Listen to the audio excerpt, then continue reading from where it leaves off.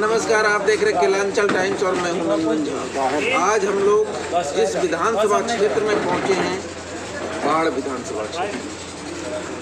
बाढ़ विधानसभा के समाज सेवी, 2 टर्म के मुखिया एवं इस पंचायत के विकास पुरुष कहे जाने वाले कर्मवीर सिंह यादव जी के पास हैं। इनका परिचय यूँ कहें, पंचायत का विकास करना इनका एकमात्र लक्ष्य है। इसके अलावा बाढ़ विधानसभा के लोगों के सुख दुख में हर समय सा तन मन धन तीनों तरह से इनके साथ जुड़े रहते हैं। जनता इनके लिए भगवान का रूप है। जनता को कष्ट होना मतलब कर्मवीर जी को कष्ट होना, ये इनका मानना है। यही वजह है कि जनता इन्हें लगातार मुखिया चुन रही है और इनके कार्यों को जिस प्रकार से देख रहे हैं, ये एक सोचने वाली बात है कि आखिर इन्होंने ऐसा क्या किया है पंचायत के लिए जो जनता इन्हीं के विषय में सिर्फ बोलती है। हमारी टीम जब बाढ़ विधानसभा के सर्वे के लिए पहुंची तो सिर्फ एक ही नाम गूंजा, वो है कर्मवीर सिंह यादव। लोगों का यही कहना था, पार्टी कोई हो, नाम एक ही होगा, कर्मवीर। नाम से ही ऐसे शब्द का उच्चारण होता है कि वो सोचने के लिए जनता को मजबूर करे।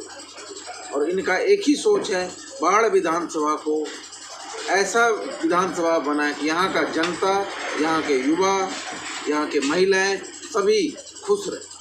अब इन्हीं से जानते हैं कि राजनीति में आने का इन्होंने और समाज सेवा में आने का मन कैसे बना लिया। सर, समाज सेवा में कैसे आने का मन हो गया? देखिए, 2000 में हम मुखिया हुए। उससे पहले भी कहीं भी गांव गिराम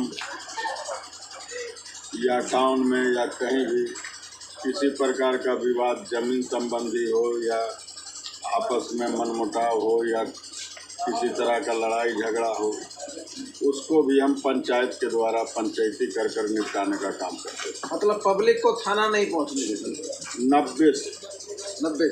1990 से।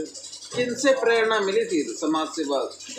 देखिए, सबसे पहले तो हमको प्रेरणा मिला अपना माता पिता, जिस तरह से उन लोग करते आ रहे थे उसी चीज़ को हम लोग भी अपने पूर्वजों से जो सीखे उसी को हम अपना पालन, लगातार हम अपना सेवा करने के लिए उसी तरह से, चाहे कहीं का झगड़ा हो, बाढ़ का ही नहीं, बाढ़ से बाहर भी झगड़ा झंझट किसी प्रकार का ज़मीन से या किसी से रिलेटेड होता है, वहाँ भी हम जाकर निपटारा करते हैं पंचायत के द्वारा। आज अंदौली में भी लड़ाई झगड़ा हो गया है, वहाँ आपस में मारपीट हो गया है, उसको भी हम लोग दोनों पक्ष को रोकथाम कर करके, और दोनों पक्ष मानते भी हैं।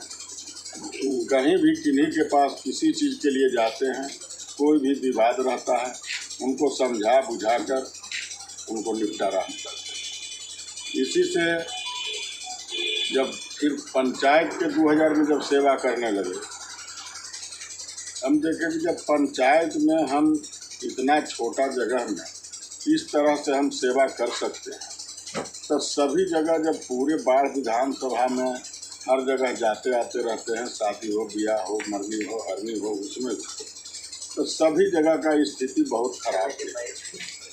उसी समय से हमको मन में हो गया कि जब तक मेरे यहाँ बाहरी उल्टा सीधा कर करके जीतते रहेंगे, पार्टी के नाम पर, जाति के नाम पर, धर्म के नाम पर, मजहब के नाम पर, हम लोग को आपस में विवादित में फंसा कर करके उन लोग जीतते हैं। इसलिए इस बार हम नॉमिनेशन अभी तक नहीं हुआ है, लेकिन आचार संहिता लगने से पहले 2 महीना से कंटिन्यू सभी गांव, नगर, सभी जगह सभी लोग से मिलने के बाद सभी लोग एक ही स्वर में बोले कि आपको जिस रूप में आना है आप आइए, हमको ना तो पार्टी चाहिए ना और कुछ चाहिए, आप जिस तरह से लड़िएगा हम उसमें साथ। बहुत बड़ी बात, जनता का सेवा करके और उसका दुख सुनने के बाद उनके दुख को हरने के बाद आपको कैसा महसूस होता?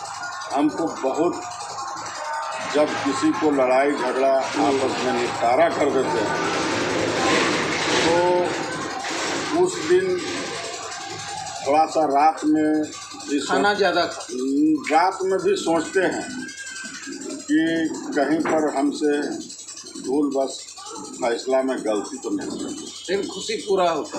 उसके बाद जब खुशी, फिर उसके बाद जब दोनों में भाईचारा कायम हो जाता है तब हम लोग को बहुत काफ़ी अंदर से खुशी होता है कि चलो एक समाज का कोर्ट कचहरी जाने से हम बचा।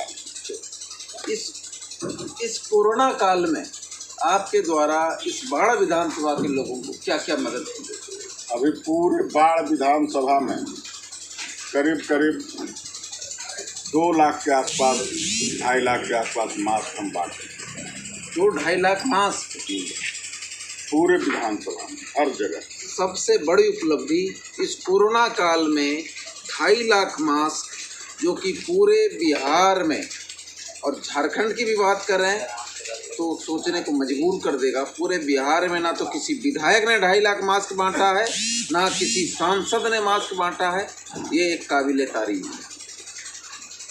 और जब कभी भी हम किसी भी गांव में जाते थे घूमने के लिए, हम मिलने के लिए, तब कोरोना के तहत सभी लोग को समझाते भी थे और जाने के बाद में गांव का पूरे लोग हमारे साथ हुए। किसी के पास मास्क नहीं रहता और हम अपना डिक्की में मास्क पूरा भर के लेके जाते थे और सभी व्यक्ति को मास्क देते थे और उसको कहते थे कि कहीं भी निकलिए आप मास्क पहनिए।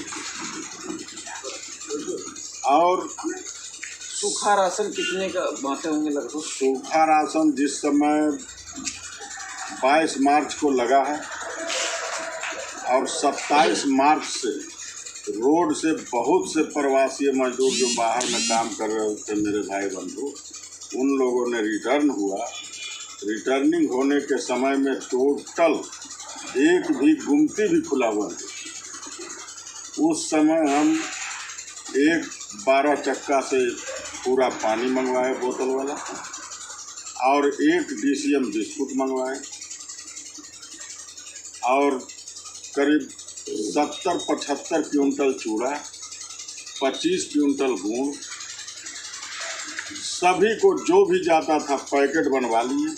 जिसको जितना दूरी जाना तय करना पैदल में, उसको उस हिसाब से हम राशन दे करके और पानी एक बोतल सभी को दे करके और यहाँ से भिजा देंगे, जो कि रास्ते घर पहुँचने तक उसका खाना उसका ख़त्म नहीं। चलिए, ये भी एक बहुत बड़ी कोरोना काल की उपलब्धि है। जो बंदा जहाँ तक जाएगा उस दूरी को तय करने में जितने देर लगेंगे और कितने देर पे एक आदमी खाना खाता है, उस हिसाब से उनको राशन देना, सूखा राशन देना, ये एक बहुत बड़ी काबिल तारीफ और बड़ी उपलब्धि का है ये भी। और 24 घंटा 3 आदमी का ड्यूटी रहता था पैकिंग करने के लिए और देने के लिए। रोड किनारे टेबल कुर्सी लगा करके उस पर सजा कर रख लेते थे। जो भी व्यक्ति आते थे उस हिसाब से कहाँ जाना है उनसे पूछ लेते थे। पूछने के बाद में उस हिसाब से उनको पैकिंग देते थे। और अपने पंचायत में करीब 5 बार 7 बार स्प्रे भी करवाए, सैनिटाइजर पूरे पंचायत में करवाए और 20 क्विंटल ब्लीचिंग पाउडर मंगवा के, जो हमारे यहाँ पंचायत के प्रतिनिधित्व वार्ड सदस्य के रूप में जीते हुए हैं, उनको सभी को 2-2 बोरिया देकर सभी को कहते थे कि रोज दिन नाला बह रहा हो या पानी कहीं पर जमा हो गया हो उसमें देकर छीट देना। और पूरे में छिड़काव ब्लीचिंग पाउडर का भी होते रहा। उसके बाद में करीब 14,000 मास्क पंचायत में बांटे और 2 डिटॉल का साबुन, वह भी सभी लोग को। आज मेरे यहाँ सैनिटाइजर लगभग करीब 1000 का 1200 के आसपास होगा। साबुन सब मिला के 50,000 पीस साबुन हो गया होगा करीब आपको लमसम 50 करीब 35-40 हजार। हाँ ठीक 35। मतलब इतना काम कोरोना में आप कर दिए कि पंचायती राज का जो काम करना था 5 साल में वो नीचे दब गया। सड़क नाला शौचालय सब दब गया इस काम के। सड़क नाला तो मेरे यहाँ लगातार बन रहा है, उसका कोई गिनती नहीं। उसका आप कहीं भी जाइए तो अभी सरकार का निर्देश आया कि ढलैया नहीं करना है, पेवर ब्लॉक लगा। अभी सभी जगह मेरे यहाँ पेवर ब्लॉक लग रहा है, नाला बन रहा है। उसके बाद में कहीं पर अगर ज़्यादा चौड़ा रोड है तो वहाँ ढलैया भी करवा रहे हैं। अभी मेरे यहाँ जो ट्यूबवेल है, ट्यूबवेल का पानी भी सभी जगह सप्लाई हो रहा है। करीब 4-6 और करीब 10-12 को मेरे यहाँ टावर बन चुका है पानी का। हाँ, सभी को पानी अपना घर घर जा रहा है। अगर अब आप विधानसभा चुनाव की तैयारी में हैं, लड़ने के मैदान में कूद चुके हैं, टॉस होना बाकी रह गया है, टॉस परसों हो जाएगा। तब जब मैच जीत के आएंगे तो जनता के लिए क्या करेंगे? देखिए, जिस तरह से सभी गांव घूमे हैं, हर गांव का अपना अपना अलग अलग प्रायोरिटी, और फिर हम उस गांव में जाकर जैसे हम अपने पंचायत में आम सभा और ग्राम सभा करके योजना लेते हैं, इसी तरह से उसी गांव वासियों से, उसी ग्राम वासियों से हम पूछकर योजना उन्हीं से लेंगे कि जो आपका पहला प्रायोरिटी है, पहला अलॉटमेंट जो भी हमको मिल रहा है, आप लोग तय करके हमको बताइए कि कौन सा योजना सबसे पहला प्रायोरिटी में। मतलब जनता के साथ मिलके करेंगे, जनता का मर्जी से करेंगे, ठेकेदार की मर्जी से नहीं। ठेकेदार का मर्जी से नहीं। चलिए, बहुत बड़ा बात जो है। भी लाभ जनता की मर्जी से काम करेंगे, ठेकेदारों का बोलबाला नहीं होगा। क्योंकि जनता, अब आप आए हैं गुलाब बाग में, अभी गुलाब बाग का समस्या जितना हम जानेंगे उतना कोई नहीं जानेगा, बिल्कुल नहीं जानेगा। अब हम चल जाते हैं आपको भाया बिघा, अंदौली, माया बिघा, कुमरा, कैमा, कुमरौरा, दरवेशपुरा, आपको चल जाते हैं बिबिया चक, माल चक। इन सभी गांव का जो वासी हैं हमसे बेहतर जानते हैं कि हमको पहला प्रायोरिटी में कौन सा काम होना है। ऐसे हम उनको देख रहे हैं कि कहीं अप्रोच रोड नहीं है, तो कहीं गांव के अंदर जो रोड जाने वाला वो बिल्कुल नहीं है। लेकिन वो भी काम करेंगे जनता के सहमति से, उनके विचार से, ताकि कल के वो हमको नहीं कहें कि हाँ आप अपना मर्जी से थोक। चलिए, मतलब जितना भी समस्या होगा तमाम समस्याओं का सभी को बैठा के निदान हम ग्राम सभा, आम सभा करके करें। आम सभा, ग्राम सभा, इस आम सभा से एक पता ही चलता है सड़क नाला का कोई समस्या नहीं रहेगा। दूसरा, शिक्षा के क्षेत्र में कैसे ठीक करेंगे? अभी शिक्षा का क्षेत्र में इतना काफ़ी, कहीं विद्यालय जर्जर है, कहीं मास्टर ही नहीं आता है, कहीं मास्टर है तो वो आने की 100-150 रुपया दे करके अपने बदली दूसरे को मास्टर बनाए हुए हैं। इन तमाम चीज़ों को दूर करेंगे। इस तरह से जहाँ भी मेरे क्षेत्र में, मेरा कार्य क्षेत्र में आएगा, सभी को दुरुस्त करेंगे। आज देख लीजिए कि अगर एक रिक्शा चालक भी है तो कोई सरकारी में पढ़ाना नहीं चाहता। बिल्कुल, इसको ठीक कर देंगे। 50 रुपया भी बचाता है तो वह प्राइवेट में ही ले जाके बच्चा के पढ़ाता। और हम लोग 85 में मैट्रिक किए हैं, 85 में मैट्रिक किए हैं, उस समय से करीब 90 तक,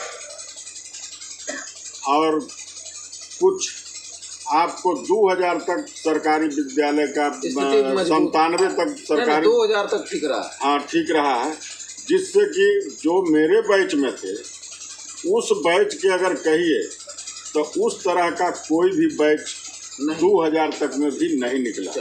जो करीब 15-20 डॉक्टर हैं और बढ़िया डॉक्टर, उपलब्धि है उस समय की? आज बाढ़ में ही एक अंजेश कुमार नाम का डॉक्टर है, आपके बैच के थे? मेरे बैच के हैं, साथ में पढ़े हैं। वह बच्चा का डॉक्टर है, बहुत ही बढ़िया, कहीं भी किसी भी प्रकार का, और पैसा भी बहुत कम पकड़ते हैं, और किसी के यहाँ जाते हैं तो पेशेंट को झोल देता है। इसलिए, और करीब इंजीनियर,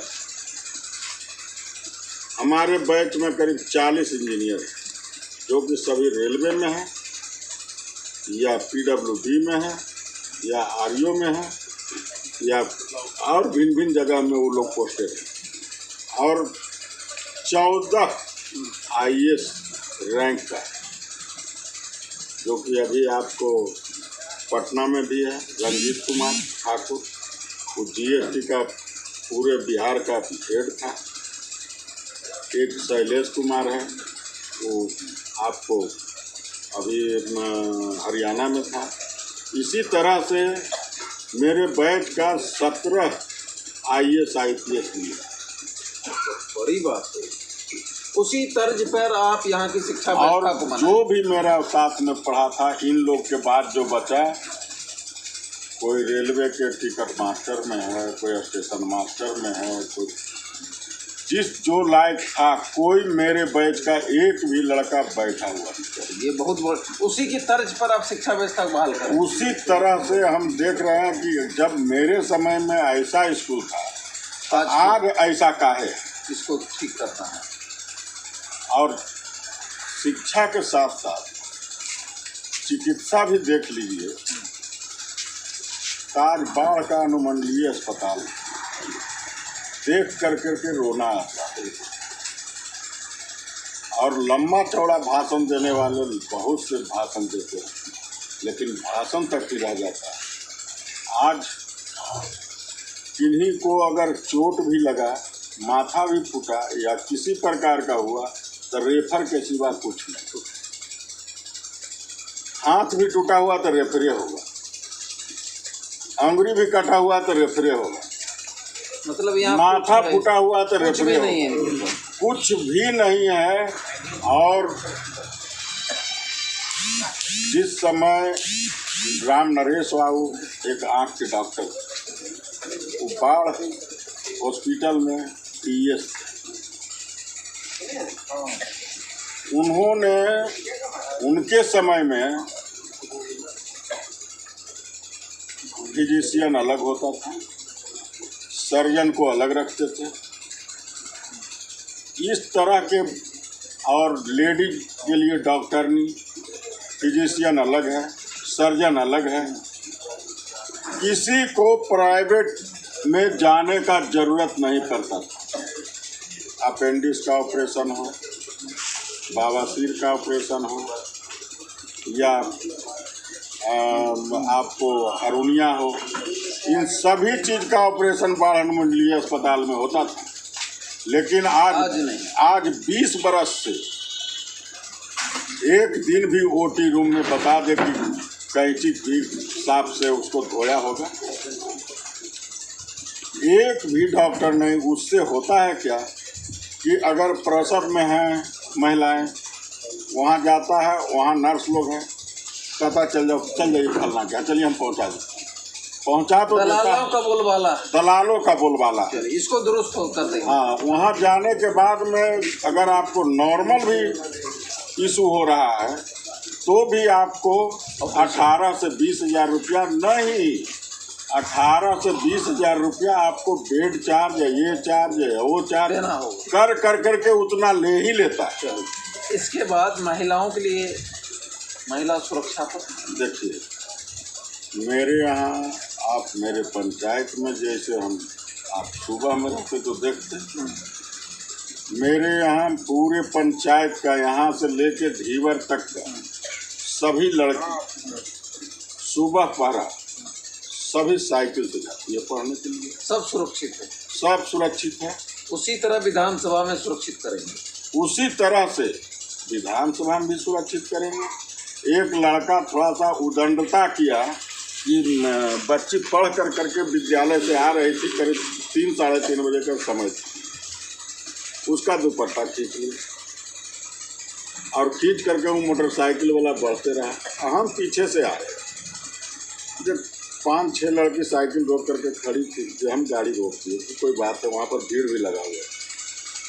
रुके तो कहा कि अंकल अंकल मेरा दुपट्टा लेके भागे अभी मोटरसाइकिल। बस उसी समय ड्राइवर के कह के लगे तो पकड़ो, उससे कलर पूछ लिए कौन कलर है, कौन गाड़ी है। पल्सर था। गौरक्षणी के पास घेर लिए, घेर करके उसको पकड़ लिए।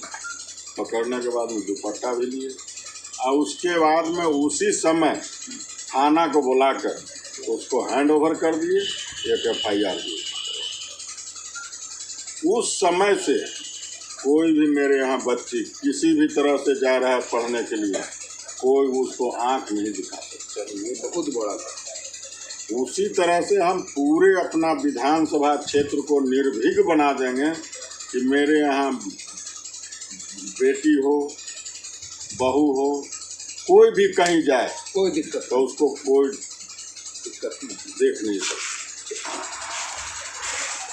अपने विधानसभा को ऐसा विधानसभा बनाएंगे कि लोग देखेगा, महिलाएं सुरक्षित रहेगी, शिक्षा वो शिक्षा होगा जो आज से 40 साल पहले सरकारी विद्यालय की शिक्षा, वो शिक्षा होगा जो दिल्ली के केजरीवाल मॉडल अपना रही है। स्वास्थ्य व्यवस्था, सरकारी अस्पताल में तमाम सुविधाएं रहेंगे, चाहे कोई छोटी से बड़ी ऑपरेशन का सुविधा देंगे और दिलवाएंगे। ये मेरी तमन्ना है और यहाँ की जनता को कष्ट नहीं होने देंगे, ये मेरा आश्वासन है और ये वादा है। जनता के साथ हैं, जनता के साथ रहेंगे और ये विधानसभा, बाढ़ विधानसभा को बिहार का नंबर 1 विधानसभा का अवार्ड दिलाएंगे और बिहार की जनता की आवाज़ बनकर बिहार विधानसभा में गरजेंगे और यहाँ की समस्या को दूर करेंगे। एक बात ये पूछना रह गया था हमारी आपसे, बाढ़ को जिला बनाने का क्या सपना है? देखिए, सभी नेताओं ने बाढ़ के साथ धोखा देने का काम किया है, गद्दारी करने का काम किया है। इसलिए कि एक दिन के लिए जिला बाढ़ को बनाया गया था, दूसरे दिन झंडा उतार लिया गया और आज तक अनुमंडल का अनुमंडल ही है। और इससे बहुत कम दिन के अनुमंडल जो था, 2 ब्लॉक का अनुमंडल है, वह आज 2 ब्लॉक का भी जिला बना है। जैसे सतपुरा, लखीसराय, जमुई, इन सब इतना छोटा छोटा अनुमंडल था जो सभी जिला। और बाढ़ जिस समय आज़ाद भी नहीं था, अंग्रेज का शासन था, उस समय से यह अनुमंडल 1800 कुछ ईस्वी से अनुमंडल है। पक्का हमको पता नहीं है, लेकिन 1886 या 1860 का ही अनुमंडल है। सब पूरे बिहार में पहला ही अनुमंडल है जो कि सबसे पुराना। आप इनको जिला बनाएंगे? हम इनको जिला बनाएंगे। यहाँ जिस समय जमींदारी था, उस समय बामन जिला के मालिक यहाँ बैठते थे, नवाब कोठी, और उसका आज इन लोगों नेता ने इतना पुराना अनुमंडल को जिला नहीं बनाया है, सिर्फ लॉलीपॉप दिखाने के लिए कि इलेक्शन के टाइम में कहें कि बस अब जीत के जाएंगे, जिला बना देंगे। लेकिन इस तरह से 15 साल सुने, सभी बाढ़वासियों को ठगने का और धोखा देने का काम किया गया है। इस बार बाढ़ का बेटा लड़ रहा है, बाढ़ का भाई लड़ रहा है, बाढ़ के भतीजा लड़ रहा है। किन्हीं का बेटा है, किन्हीं का भाई है, किन्हीं का भतीजा है। हम बाढ़ क्षेत्र के हैं, इसीलिए सभी लोग, पूरे बाढ़वासी एक सूत्र में बंधे हुए। इस सूत्र के बल पर बाढ़ को जिला बनाने के लिए विधानसभा में भी हंगामा होते रहेगा जब तक किसी प्रकार का आश्वासन नहीं मिला। और उससे भी नहीं होगा तो विधानसभा के सामने धरना, प्रदर्शन, आंदोलन, सारा चीज करेंगे। उसके बाद भी अगर हमको कोर्ट का शरण लेना पड़ेगा तो माननीय उच्च न्यायालय और माननीय सर्वोच्च न्यायालय के भी शरण में हम जाएंगे और वहाँ से भी हम जजमेंट लाके और बाढ़ वासियों को जो उपेक्षित किया गया है उसका सर और स्वाभिमान ऊंचा करेंगे। और सबसे बड़ा दुख का बात यह होगा सर, ये तो हम करेंगे ही करेंगे, लेकिन सोचिए कि नेता लोग किस किस्म से उनको संबोधन करें, किस शब्द से संबोधन करें, यह हमको पता नहीं चलता है कि क्या करें। जब बाढ़, आप लोग भी जानते हैं, मीडिया बंधु सारे लोग जानते हैं कि बाढ़ तो अनुमंडल ही अनुमंडल, लेकिन सभी नेताओं ने, सभी पार्टी ने अपना अपना एक एक प्रतिनिधित्व दिए हुए है। बाढ़ जिला अध्यक्ष सभी पार्टी, बिल्कुल। अरे लुच्चा, जब तुम जिला बनेबे नहीं किया तो तुम्हारा जिला अध्यक्ष कहाँ से पैदा हो गया? और उन जिला अध्यक्ष को पूछिए कि जो जिला है वहाँ तो डीएम साहब बैठते हैं। आपके डीएम कहाँ? एसपी साहब बैठते हैं, ग्रामीण एसपी साहब बैठते हैं। आपको लॉ एंड ऑर्डर देखने के लिए ADM, DLO, district land magistrate, सभी लोग यहाँ, आपको एमवीआई, सभी लोग यहाँ बैठते हैं। उनका कुल के ऑफिस के जा पड़िए, जरा बता दीजिए जिला अध्यक्ष। जिनको जिनको जिला अध्यक्ष भी बनाया है उनको भी शर्म नहीं आता है कि हम कोई पोर्टफोलियो दिया है तो उसका मुंह पर जाके मार दें। इसलिए हम इन सभी लोग से, जो पार्टी, धर्म, मजहब, जाति पाति के राजनीति करते हैं, इस सभी से ऊपर उठकर हम सभी बाढ़वासियों, मानव जाति हैं और सर्वो समाज मेरे साथ है। हम सभी समाज के बल पर इलेक्शन लड़ रहे हैं, हम अपने बल पर नहीं। हम में कोई ताकत नहीं है, सारा ताकत जनता में है और जनता मेरे साथ है।